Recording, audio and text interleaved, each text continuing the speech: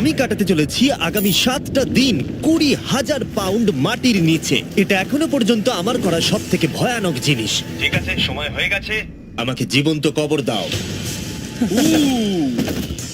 ও, এটা তো ভয়ানক। এটা খুব ভয়ঙ্কর হতে চলেছে। এটা বেশিরভাগ মানুষের দুঃস্বপ্ন।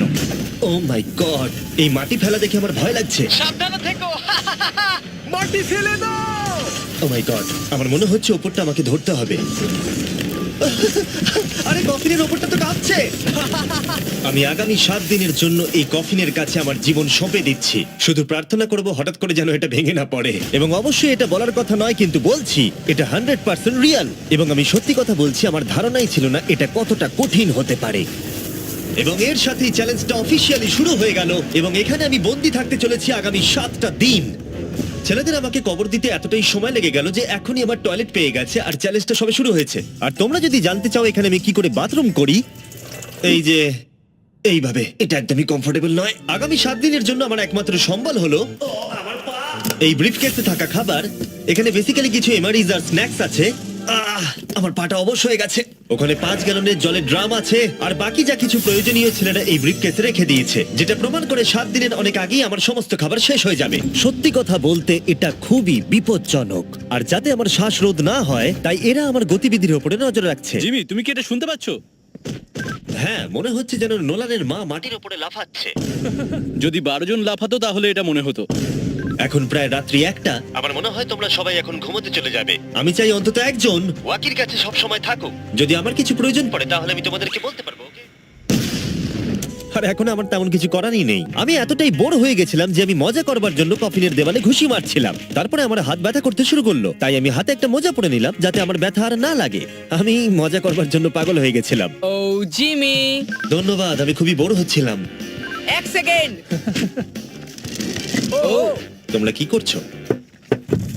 আরে এটা তো আমাকে ভয় পাইয়ে দিয়েছে। তোমরা কি আমাকে একটু বলতে পারবে তোমরা কি করছো? দেখছো না আমার জীবন বাজিতে রাখা আছে। ঠিক আছে। দুর্ভাগ্যবশত ছেলেরা আমাকে কোনো কিছুই বলতে রাজি ছিল না। ওরা যেটা করছিল, একটা পাইপ সোজা কফিনের কাছাকাছি ঢুকিয়ে দিয়েছিল, ভ্যাকিউম দিয়ে মাটিটাকে পরিষ্কার, সরিয়ে দিল, পরিষ্কার। তারপর একটা সার্জিক্যাল ওয়্যার ক্যামেরা ঢুকিয়ে দিল আমাকে দেখার জন্য যে আমি কিরকম অবস্থায় আছি। আস্তে, আমি জানতাম এটাই হবে, জানতাম আমি। এবার ভেতরে যাও। মনে হচ্ছে যেন সার্জারি করছি। এরা কি করছে?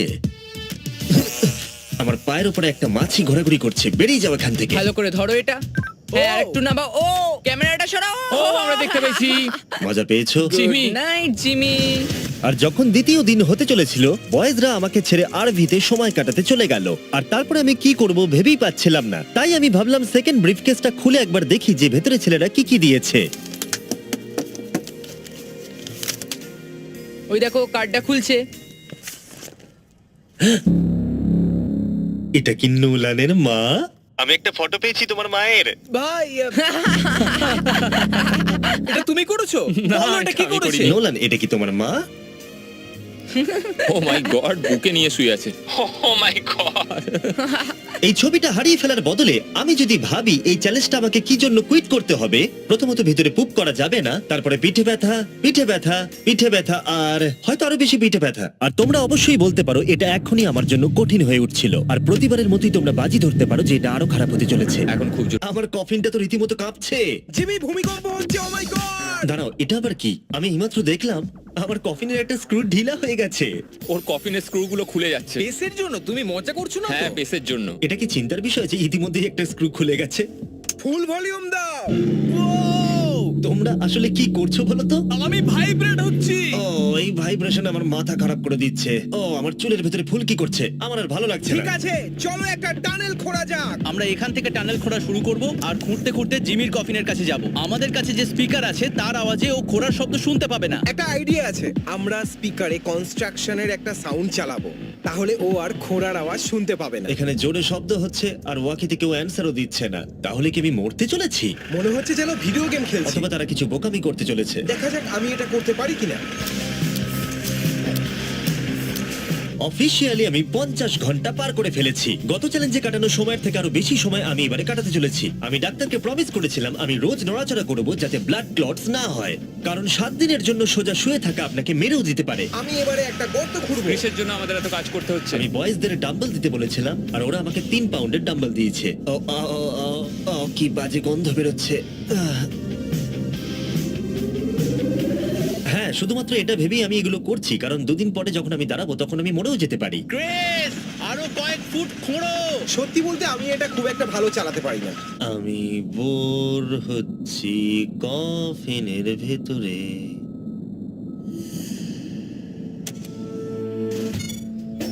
আমরা সারা রাত জেগে এই টানেলটা খোঁড়ার চেষ্টা করেছি আর ওকে এটা করার জন্য টাকা দিইনি। এটা কি সেফ? আমি সেকেন্ডে যাব এটা কি? আর তারপর তুমি তারেককে তুলে আনবে। এটা কি বলো তো? তোমরা আমার পেছনে এসো। এই চ্যালেঞ্জের সব থেকে বাজে জিনিস হলো এখানে অনেকগুলো ক্যামেরা আছে যেগুলো সব সময় সবকিছু রেকর্ড করছে। আমাদের আর কিছুটা ঘুরতে হবে, তাহলে কফিনের কাছে পৌঁছে যাবো। এটা প্রথম 3 দিন আমাকে বিরক্ত করেনি, কিন্তু এখন আমার বড়ই অদ্ভুত লাগছে যে কেউ সব সময় আমার দিকে তাকিয়ে আছে এবং আমি বিরক্ত হতে শুরু করেছি। ও, আমরা পৌঁছে গেছি, পৌঁছে গেছি। এই তো দেখা যাচ্ছে। এটা আবার কিসের শব্দ শোনা যাচ্ছে? হাই জিমি, কি? Hi Jimmy. জিমি, জিমি, তুমি আমাদের দেখতে পাচ্ছো? আমি নোলানের কপাল দেখতে পাচ্ছি। তুমি ওর কপালটাকে মিস করছো। তোমাদের এই সুড়ঙ্গটা খুঁড়তে কতক্ষণ লাগলো? মোটামুটি সারা রাত জিমি। এটা যে হবে আমি একদমই আশা করিনি। এই নোলান, এক সেকেন্ড, এই ফটো সম্পর্কে তুমি কি বলবে? কি করলে তুমি আমাকে ওই ছবিটা ফিরিয়ে দেবে বলো? এটাই আমাকে এখানে বাঁচিয়ে রেখেছে। আমি এটা ফেরত নেব কিভাবে? আমি এটা ফ্রেম করবো আর সারা জীবন রেখে দেবো, কিছু মনে করো না। তুমি অনেক জিমি, আমাদের কাছে পেন্টবল গান আছে আর আমরা তোমার টম স্টোনে শুট করব। এটা বেশ মজার, আমিও কি করতে পারি?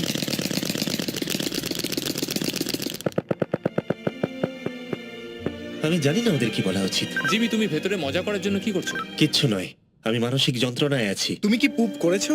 আমি সত্যি অনেক পুপ করতে চাই, কিন্তু আমি দেখতে চাই এটা আমি 2 দিন চেপে রাখতে পারি কিনা। আমি জানি না কেন, কিন্তু কোনো কিছুই করবার মতো মোটিভেশনই পাচ্ছি না। আমি এখানে 5 দিন ধরে শুয়ে আছি আর আমার নিজের খাবার তৈরি করার মতো এনার্জিটাও নেই। আর যেহেতু এখানে বাথরুম করাটাও এতটাই ডিফিকাল্ট, জিজ্ঞাসা করো না কি করে, কিন্তু ভুল করে আমার প্যান্টে একটু টয়লেটও লেগে গেছে আর সেই জন্য আমি আমার প্যান্টের ওই অংশটাকে কেটে ফেলে দিচ্ছি। এটা করার জন্য আমাকে ক্ষমা করো।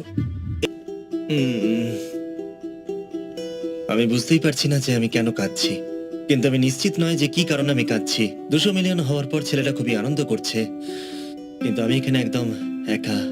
আমি এখানে বন্দী হয়ে রয়েছি। 5টা দিন কেটে গেছে, 5টা দিন এই কফিনের ভেতরে একলা। সত্যি কথা বলতে আমি জানি না এখানে আমি বাকি 2টো দিন কি করে কাটাবো। আমার সমস্ত উৎসাহ দ্রুত শেষ হয়ে আসছে। হ্যালো জিমি, কি করছো তুমি? ও কিছু বললো না ও বেঁচে আছে তো? নোলান, তোমাকে ধন্যবাদ জানাই, তুমি দেখছো যে আমি বেঁচে আছি কিনা। তুমি কিন্তু ওখানে এখন ঠিক আছো তো? আর শিপ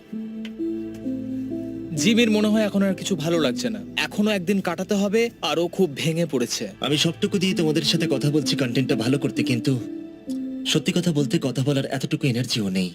আমি শুধু এখান থেকে বেরোতে চাই। এবার ওর মাথা খারাপ হয়ে যাচ্ছে। ওকে খুশি করার উপায় ভাবতে হবে, তাই আমি কিছু জনকে নিয়ে আসি। আমি জানি না আমার বলাটা উচিত হবে কিনা, কিন্তু আমি আমার সমস্ত পি বটলগুলো ইউজ করে ফেলেছি। আর যদি আমার এখন টয়লেট পায় তাহলে আমাকে খাবারটা খেতে হবে আর প্যাকেটের ভিতরে টয়লেট করে বন্ধ করে রাখতে হবে। আমি জানি এটা বেশি ইনফরমেশন দেওয়া হয়ে যাচ্ছে, এই চ্যালেঞ্জটা সত্যি ডিসগাস্টিং, তাই আমি বেরোতে চাই। আমি এতটাই বোর হয়ে গেছিলাম যে হয়তো এই পৃথিবীর একটাই জিনিস পারতো আমাকে আনন্দ দান করতে। জিমি, আমি কাউকে নিয়ে এসেছি।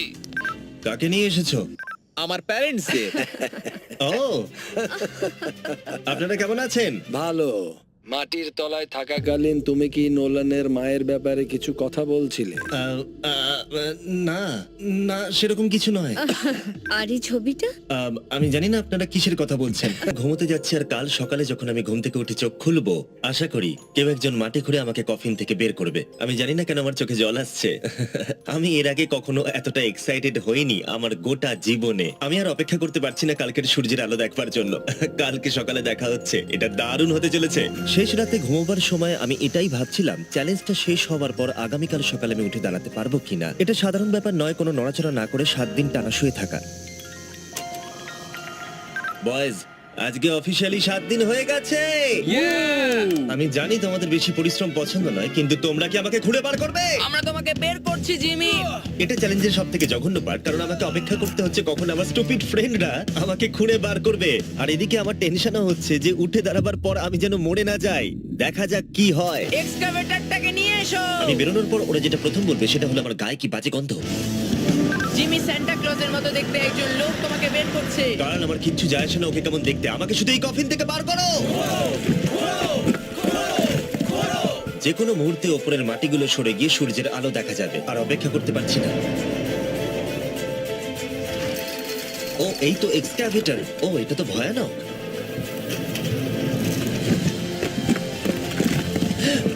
আমি সূর্যের আলো দেখতে পাচ্ছি। জিমি! সব ঠিক আছে তো? এটা বলে বোঝানো কঠিন যে 7 দিন না দেখার পরে সূর্যটাকে দেখে আপনার কেমন লাগবে। ও মাই গড, আমি আবার কাঁদতে শুরু করলাম। জানি না কেন, আমি চোখের জল আটকাতেই পারছিলাম না। আমরা পেরেছি, আমরা পেরেছি। এখন একটাই প্রশ্ন মাথায় ঘুরছে যে যখন আমি উঠে দাঁড়াবো আমি যেন ব্লাড ক্লটস হয়ে মরে না যাই। সেটা আর কিছুক্ষণ পরেই দেখা যাবে। জিমি তুমি তৈরি? আমার উপরে ফেলো না। ও ওখান থেকে কি গন্ধ বেরোচ্ছে? আমি জানতাম তোমরা এটা বলবে। এটা আমি একটু আগেই বলেছি। আগামী দেখি ব্লাড ক্লট হয়ে মরে যাচ্ছে কিনা, তারপরে সেলিব্রেট করো। দাঁড়াও একটুখানি বসো। আরে দাঁড়াও দাঁড়াও দাঁড়াও দাঁড়াও, ডাক্তারকে নিচে এসে একবার দেখতে দাও। তোমার কি নার্ভাস বা ক্লান্ত লাগছে? না তেমন কিছু নয়। ব্যাস তাহলে আর কোনো চিন্তা নেই, সব ঠিক আছে। সপ্তাহে প্রথমবার দাঁড়াচ্ছি। ও মাই গড, আমার পাটা তো কাঁপছে। ও আমি মরে যাইনি। এই তো, খুব ভালো। আমি ঠিক আছি। আমার মনে হচ্ছে আমার মাথায় রক্ত উঠে গেছে। এটা কিন্তু বলতে গেলে দারুণ অভিজ্ঞতা। কিন্তু আসল সারপ্রাইজ অপেক্ষা করছিল উপরে উঠে আসার পরে। ও ওয়াও, এখানে তো অনেক লোক। 7 দিন পরে ফাইনালি আমি আমার চ্যানেলের 200 মিলিয়ন সাবস্ক্রাইবার হওয়া সেলিব্রেট করতে পারলাম, সেটাও ঠিকঠাক এটা ভাবে। 200 মিলিয়ন সাবস্ক্রাইবারের সেলিব্রেশন ভাই। তাহলে তোমরা সবাই আমার আন্ডারওয়্যার দেখে নিলে। ভিডিওটা আমি এবারে শেষ করব, আর প্রতিবারের মতোই বিস্ফোরণ দিয়ে এটা শেষ করছি।